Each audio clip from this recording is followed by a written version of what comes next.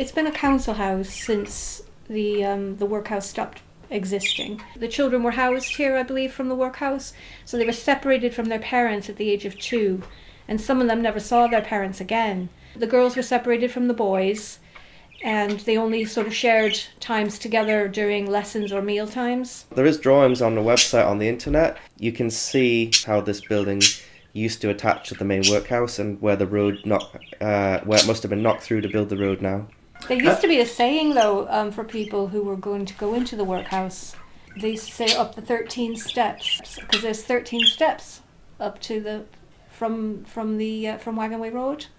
The upstairs bedrooms were dormitories, which we sort of reconfigured to make smaller, so that we had 3 bedrooms. There was one major, huge bedroom. The house has been divided up into 2 dwellings, so our neighbour and I share sort of space. It's called a flying freehold. For example, my bedroom is above the neighbour's kitchen, and the neighbour's bedroom, I believe, is over part of our living room. Yeah. There. We've added details like skirting boards and changed the doors and bookcase and new fireplace, everything to make it more of a home rather than a municipal building as it was. Although the rooms are very large, there wasn't any storage space because they were obviously made for the children. I was taking things up to the loft, and the loft's sealed off, very dark up there, pitch black, and we use the loft just for storage. It's a useful space. I was fumbling around and I thought, I need more light in here, and I knew there was a window. You can see it very clearly from the outside of the building sticking out of the roof, and I thought,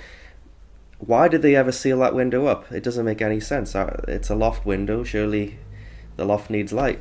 So I set about looking for where the window was. It was all slats and whatnot and horsehair type plaster. I started to poke through the plaster, and sure enough, there was the window back there. But it wasn't just the window, there was also a space, like a small room. And I realised that this whole thing had been built on purpose. And the room itself, it was painted like a institution green, and the floor was sloped, and it was actually very well made. The boards were cut to match the stones. And then I noticed down by my feet there was like a little hatch, maybe a foot deep by 3 feet wide. So it looked like the only way into this room was through this little hatch that had been sealed up.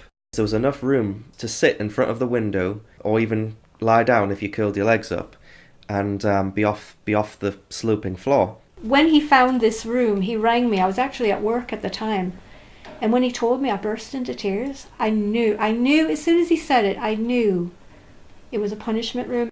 I'd read on the workhouse website that every workhouse had a room where people would go for isolation if they were being disciplined. I can't think of any reason other than maybe this is where they put people when they were punishing them. It has a bad, eerie feeling ever since we moved in this house. He wouldn't go upstairs at all on his own when he was a child. Never. It wasn't a nice place in that hallway. I used to hate going there as a kid. My daughter, if you came out of her room, she didn't like turning right, because that was right under where the room was. And all the things that had been happening, the feelings, the worry about upstairs, and that strange feeling of someone looking over your shoulder, and it made sense. There's a family history in my family of people who have visions and pictures. I have friends who at church who I rang up, and I asked them if they would come and pray. And we prayed upstairs, and while she was praying, I saw this man in a dark suit holding a cudgel that was thicker at one end, but it was all sort of broken off. And this lady who was on the floor in front of my daughter's bedroom in Victorian dress with one of these old shawls tied around her, and she was crying, and she had her arm up, and she was shouting like this, and she was on the floor, and he was going to hit her.